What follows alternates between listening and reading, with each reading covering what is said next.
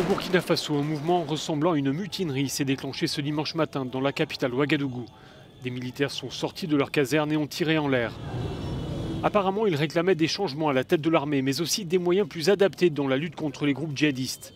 Les autorités ont minimisé les événements de ce dimanche en parlant de mouvement d'humeur, écartant toute tentative de coup d'État. Je demande formellement, le chef de l'État n'a pas été arrêté. Aucune institution de la République n'a été pour le moment inquiétée. Donc comme je l'ai dit, ces mouvements sont localisés, sont circonscrits et nous suivons l'évolution de ces mouvements-là. Et nous demandons donc à notre armée de demeurer républicaine, de continuer à exécuter ses missions de protection de nos territoires et des populations.